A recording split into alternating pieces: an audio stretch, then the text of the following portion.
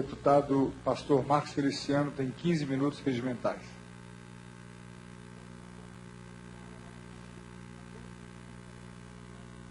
Senhor presidente, senhoras e senhores deputados, Brasil que nos assiste agora, mundo que nos assiste via internet, porque hoje a mídia social nos leva ao mundo.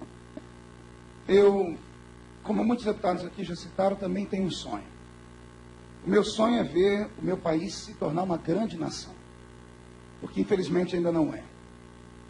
O Brasil, que vive uma democracia, a nossa democracia é tão jovem, e durante essa pequena democracia já estamos no segundo impeachment. Sinceramente, gostaria de não estar aqui nesse momento votando esse assunto, principalmente aqui na comissão, no templo onde nós votamos as matérias mais importantes na Comissão de Constituição e Justiça. Poderíamos estar fazendo outra coisa, mas nesse momento estamos aqui para tentar dar vez e voz às ruas. Esse período em que passamos aqui foi uma grande aula para mim. Talvez foi o período em que eu mais me dediquei a ouvir e a aprender, não apenas questões regimentais, mas sobre leis, principalmente a Lei Orçamentária 1079/50. Ouvi aqui juristas dos dois lados, a favor e contra. Li também o relatório do deputado Jovair Arantes, a quem eu parabenizo, e já antecipo que vou votar com o relator, vou votar pela democracia, vou votar pela voz do povo, e vou votar não com vingança, mas por saber que de fato houve crimes, e crimes não prescrevem, pelo menos não nesse momento e nessa atuação.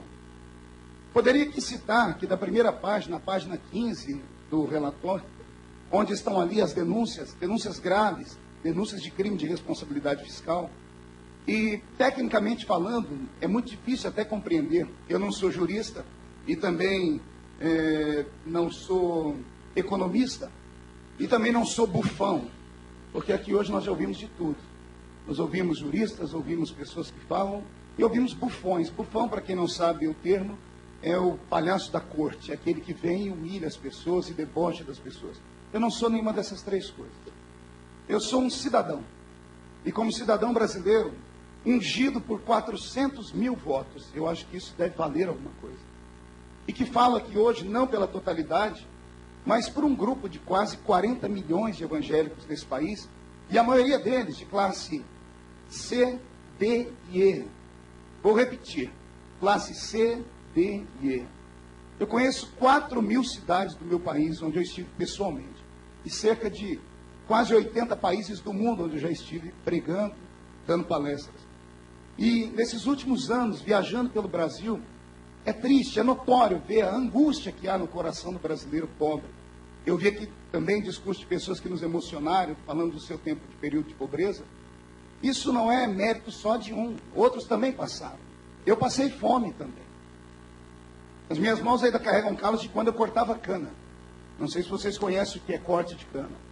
Eu cortei cana, apanhei laranja, apanhei algodão, engraxei sapato, filho de uma família pobre. Nós morávamos em 12 pessoas em 2 cômodos. Minha mãe não sabe ler nem escrever até hoje. E é em nome da minha mãezinha, que eu visito de vez em quando, que falando tudo errado, me fala assim: meu filho, quando é que as coisas vão melhorar? Quando é que a gente vai tirar essa mulher que aí está? Ela não consegue explicar o motivo, mas ela sente no bolso, quando vai ao supermercado. Ela sente a fragilidade das suas amigas, das vizinhas que estão ficando desempregadas. Então existem problemas gravíssimos no nosso país, e esses problemas advêm do alto, da Presidente da República. Eu poderia aqui fazer, como outros deputados falaram, citar textos e citar leis, e fazer tantas coisas, mas isso já foi feito pelo nobre relator. Como disse um deputado que me antecedeu agora há pouco, nesse momento não é mais o mérito que importa apenas, é o clamor das ruas. Eu queria também citar a Constituição Federal, mas não o artigo 85, porque ele já foi exaustivamente citado aqui. Eu queria citar o artigo 1º da Constituição Federal, seu inciso 5, no parágrafo único: todo poder emana do povo. É esse povo que nós estamos representando aqui. Não há divisão. Estão dizendo que o povo está dividido. Não há divisão. É 90 contra 10. 90% da população brasileira pedindo o que está acontecendo aqui agora. Então é preciso abrirmos a nossa mente. É claro que nós não vamos ser aqui nécios ao ponto de dizer que só foi coisas ruins nesses últimos anos, não. Eu acreditei no começo do governo do PT. Eu também acreditei na música, na empolgação do momento, do Lula lá. Eu era um adolescente. As coisas começaram bem, mas depois degringolaram. Se formos a um hospital hoje, pegamos um médico que fez 1000 operações e salvou 1000 pessoas, tem que ser aplaudido. Mas e se, na 1000ª pessoa que ele atender, por inépcia dele, por um descuido dele, a pessoa morrer? Ele vai ser perdoado pelas outras 1000 pessoas que ele curou? Não, ele tem que ser criminalizado e julgado pelo erro que ele cometeu. Por quê? Porque um médico não pode errar. A presidente da República não pode errar. É só isso que nós estamos vendo aqui. A presidente da República está proibida de errar. E ela não errou apenas nos crimes de responsabilidade fiscal. Eu posso aqui enumerar uma centena de crimes que eu também vejo. Alguém pode discordar de mim, e eu quero aqui citar. Nos últimos 125 anos, nós vemos hoje a pior crise econômica da história do Brasil. Nós estamos num período de recessão e caminhando para um período de depressão. E quem não sabe o que é depressão, estude a história e lembre o que aconteceu em 1929 com o mundo, o que aconteceu com a Grande Depressão Americana. Nós estamos caminhando para isso, é isso que nós estamos vivendo agora. Não há confiança no governo da presidente Dilma. Internacionalmente, aqui dentro do nosso país, não há mais confiança. Nós hoje vivemos a nação mais violenta do mundo, 60 mil pessoas que morrem por ano, assassinadas. E culpa de quem? Minha? Culpa do governo que está, que não consegue investir na segurança pública, nem cuidar dos seus cidadãos. Poderia falar das nossas crianças que estão sendo doutrinadas nas escolas, a irem contra os seus pais nos seus princípios de foro íntimo, que deveriam ser ensinados pelo pai e pela mãe, através das ideologias de gêneros e outras coisas mais que estão na escola. Poderia aqui falar das nossas fronteiras que estão desguarnecidas e o narcotráfico dominando o nosso país, levando as nossas crianças, os nossos meninos, viverem uma vida na beira dentro das cidades, nos redutos escondidos, como se fossem verdadeiros zumbis, verdadeiras zumbilândias, aquilo que eles chamam de Cracolândia. Poderia aqui falar do nosso exército que está sucateado. Poderia falar ainda da atuação do PT na construção do Foro de São Paulo, que ninguém gosta de tocar no assunto, da interferência de países da América do Sul na nossa governabilidade. Poderia aqui ainda, senhor presidente, falar dos tentáculos do PT, junto com as suas marionetes. E me perdoem talvez a expressão um pouco pesada, mas eu sei o que é sofrer na mão dessas marionetes. Como a UNE, como o MST, como os movimentos LGBT, abastecidos por esse governo. Soldados que andam pelas ruas atrás de todas as pessoas que são contrárias ao pensamento deles, humilhando, rechaçando, como aconteceu aqui semana passada, quando eu e alguns deputados saímos daqui. Meninos da UNE gritando aqui como se fôssemos loucos, como se fôssemos bandidos. Então, senhor presidente, existem inúmeros crimes, se não a ação direta, mas a cumplicidade desse governo. Poderia ainda aqui falar, como já falei, sobre a prática do crime fiscal, o orçamento que foi maquiado, os empréstimos escusos, a movimentação financeira aos países totalitários, repito, países totalitários. E detalhe, sem anuência desse nosso parlamento. Poderia falar da vergonha, se eu fosse o presidente da República, eu teria vergonha de emprestar dinheiro a um país para a construção, por exemplo, do Porto de Mariel, em Cuba, a um país que eles dizem que é democrático. Mas se é democrático, por que os líderes dele nunca foram eleitos por voto popular? Onde está a democracia? Ditaduras, totalitarismo, senhor presidente.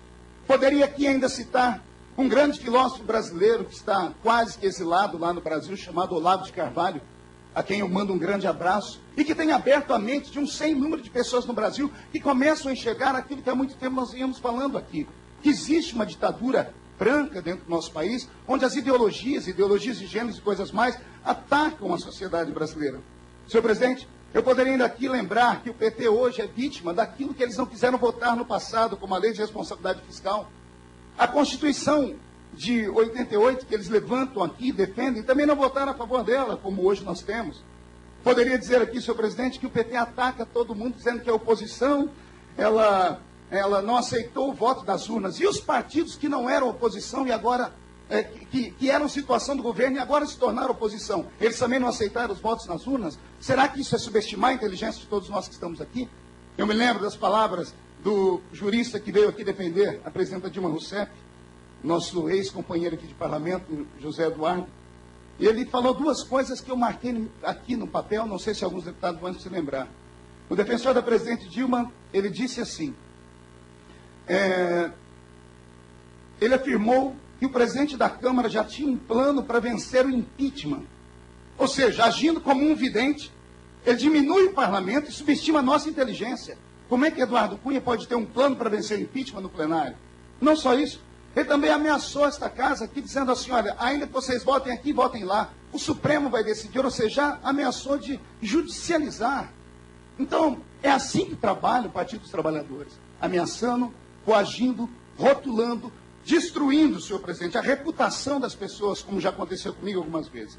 Eu vou passar aqui, se Vossa Excelência permitir, deputado Jair Bolsonaro, chamei você de pai, Eduardo Bolsonaro já vai falar, só terminar aqui uma coisinha, Bolsonaro. Eu tenho aqui, senhor presidente, alguns erros que eu cataloguei nesses últimos anos do governo da presidente Dilma Rousseff. Podem achar que não é, mas para mim é. Ela ignorou a crise econômica, mesmo ouvindo todos os dias os jornais televisivos escritos diariamente falando, ela não quis ouvi-los. Ela não seguiu o conselho de políticos. Político, por exemplo, de um estadista de nível mundial como Fernando Henrique Cardoso. Ela nunca chamou ele para reunião. A Bíblia Sagrada diz que na multidão de conselhos existe a sabedoria. A arrogância por não chamar pessoas que funcionaram e fizeram dar certo. Acaba nisso, senhor presidente. A nossa presidente, de maneira ruim, deixou nosso país em maus lençóis com o mundo quando ela negou se encontrar com Barack Obama, fazendo um papelão, a figura mais importante do mundo. Como assim, senhor presidente? Ela desprezou esse parlamento com a arrogância de um ditador, medindo esses parlamentares através de mentira, com as emendas que sempre estão colocadas na hora da votação e nunca são pagas. É isso que acontece aqui, senhor presidente, com esse parlamento. E eu termino dizendo que se nós não pudermos impeachment a presidente Dilma pelos crimes de responsabilidade fiscal, deveríamos impeachmá-la pelos erros que eu citei aqui acima. Se não der para impeachmá-la assim, deveríamos então impeachmá-la por ter envergonhado hoje virar coisa ruim na boca das nossas crianças. Nossas crianças debocham da presidente. Deveríamos impeachmá-la pela saudação à mandioca. Ou deveríamos impeachmá-la por ela ter dito que sempre é uma figura oculta atrás de uma criança, como um cachorro. Ou ainda, quem sabe, impeachmá-la por ela ter dito que existe uma tal de mosquita. Senhor presidente, ela obstruiu a justiça e por isso meu voto é com o relator. Eu voto a favor do povo brasileiro. Eu voto hoje pela admissibilidade do voto do relator.